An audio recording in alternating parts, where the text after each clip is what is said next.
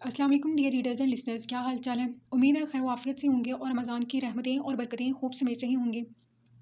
तो जी आज मैं लाई हूँ आपके लिए हमारे सिलसिलावार नावल अजीब दास्तान है ये की किस्त नंबर 3, जिसकी लिखारी हैं हुमा कुरैशी। तो नावल शुरू करने से पहले मेरी आप सबसे एक रिक्वेस्ट है कि अगर आप हमारे चैनल पर न्यू हैं या आपने इसे सब्सक्राइब नहीं किया तो प्लीज़ इसको सब्सक्राइब कीजिए, वीडियोज़ को लाइक कीजिए और बेल आइकन को दबाना हरगिज़ मत भूलिएगा। तो चलिए नावल करते हैं। आर्यान डेरे पर जाओ, वहाँ जिरगा बैठा है, तुम्हारा चचा वहीं मौजूद है। तुम हमारी गद्दी के अगले जानशीन हो, अब से जिरगे में होने वाले हर फैसले में तुम हमारे साथ रहोगे। आर्यान जो आज शहर जाने का इरादा रखता था, शमशेर मलिक का हुक्म सुनते ही बाहर की जानिब बढ़ते कदम यकदम ठटक कर रोक गया।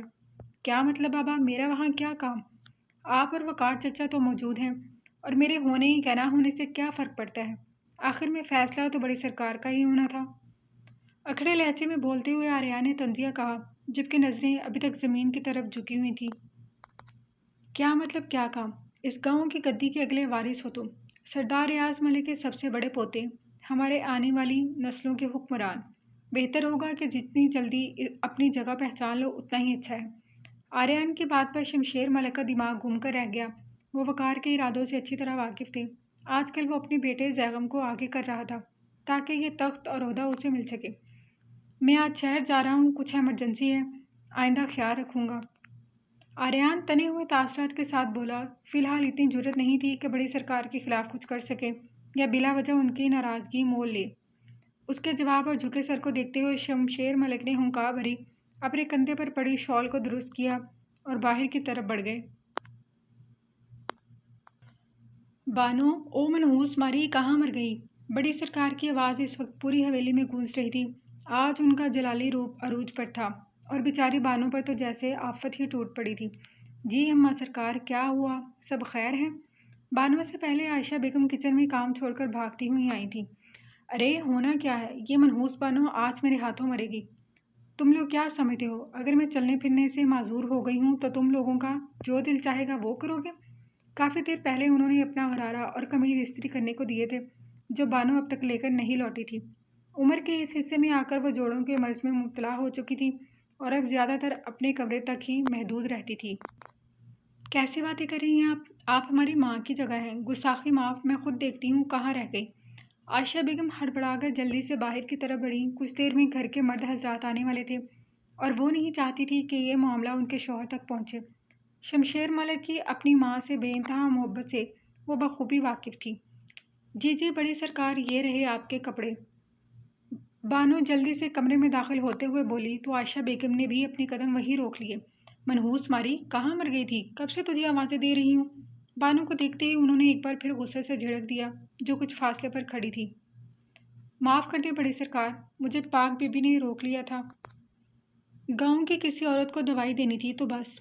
खौफ के मारे अटक अटक कर अपनी बात मुकम्मल की, मगर उसके मुंह से अदा होने वाला नाम सुनते ही उनका जलाल एक बार फिर भड़क उठा।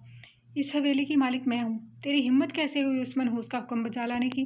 गुस्से में बोलते हुए उन्हें अपने लफ्ज़ों का एहसास ही नहीं रहा था। तैश में आकर उनका सांस फूलने लगा था, मगर आवाज़ की करख्तगी आज भी बरकरार थी। और तू इधर आ। बानो को देखकर उन्होंने अपने पास में सहरी की तरफ बुलाया, जो खौफ से आयशा बेगम की तरफ मदद तलब नज़रों से देखने लगी। शायद वो उसे बचा ले, मगर आज वो बीच में दखल अंदाजी करके हवेली में अपनी बेइज्जती नहीं करवाना चाहती थी, इसलिए बानो से नज़रें चुरा गई। आजकल उनकी ख़ास मुलाजमत छुट्टी पर थी और अक्सर काम में कोताही के बायस बानो उनके ताक का निशाना बनती रहती थी। अरे मनहूस, उसे क्या घूर रही है? यहाँ मर आकर बैठ, वरना मैं खुद आऊँ। बानो ने आयशा बेगम से मदद की उम्मीद में देखा ही था कि बड़ी सरकार इतनी ज़ोर से चीखी कि बेचारी बानो खौफ से रोती कपकपाती उनके पैरों के करीब सर झुकाकर बैठ गई। क्यों रही मनहूस मारी, मेरी हुक्मदुली करेगी? 2 टके की मुलाजमा होकर मेरे सामने उस मनहूस का नाम लेगी? अरे वो तो है ही मनहूस, वो तो मरती नहीं, मगर आज तो ज़रूर मरेगी मुझसे। साइड से अपनी छड़ी उठाते हुए वो गुस्से में बोली और बानो की पीठ पर मारना शुरू कर दिया।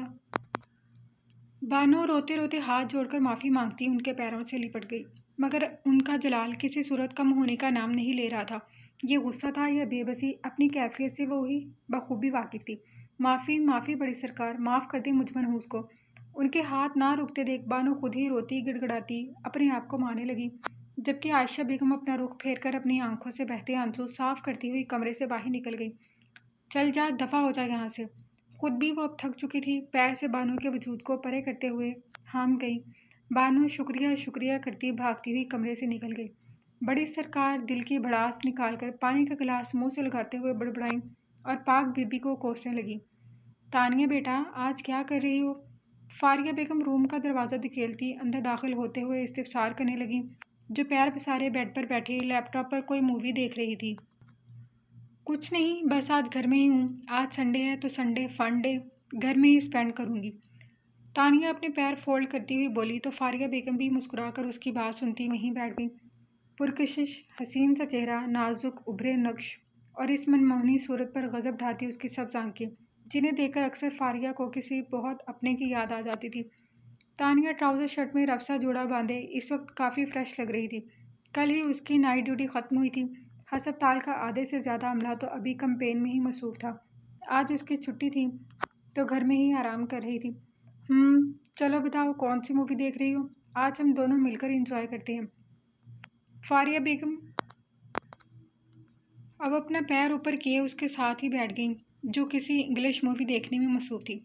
चलें, ये तो अच्छी बात है। मैं ज़रा बिस्मा को चाय के साथ स्नैक्स लाने का बोल कर आती हूँ, फिर मिलकर मूवी एंजॉय करेंगे। तानिया खुशी से जल्दी से भागती हुई किचन की जानिब दौड़ी। अरमान भी अपने ट्रिप पर था, जबकि शोएब साहब भी अपनी बिजनेस मीटिंग्स के सिलसिले में मुल्क से बाहर थे। अरे यार, आज का दिन तो बिल्कुल बेकार ही चला गया। कोई अच्छा शिकार ही हाथ नहीं लगा। अजलान को जानवरों के शिकार का बहुत शौक था और आज भी शिकार के लिए अपने कुछ दोस्तों के हमरा जंगल में मौजूद था। हफ्ते भर से वो यहाँ जंगल में बने लकड़ी के घर में रिहाइश पजीर थे। हाँ यार, आज का दिन वाकई बेकार गया है। कोई शिकार ही हाथ नहीं आया। शिकारी बंदूक की नाल अपने कंधे पर रखते हुए मूंछों को ताव दिया। अजलान की तबीयत आर्यन से बिल्कुल मुख्तलिफ थी। वो संजीदा, जबकि अजलान खासा शौक मिजाज था। अबे यार अजलान, वो देख। अली ने आंखों ही आंखों में अजलान को इशारा किया। वो शायद कोई राहगीर था जो रास्ता भटक गया था, पर वो नहीं जानता था कि कुछ देर में किसी की तफरीह का सामान बनने वाला है। ओ भाई साहब, कहाँ जा रहे हो?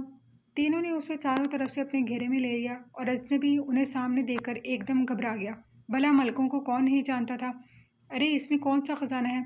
शाहिद ने उसके कंधे पर बंधा कपड़े का पोटला खोलकर उसका सामान जमीन पर बिखेर दिया, जिसमें शायद उसके औजार थे।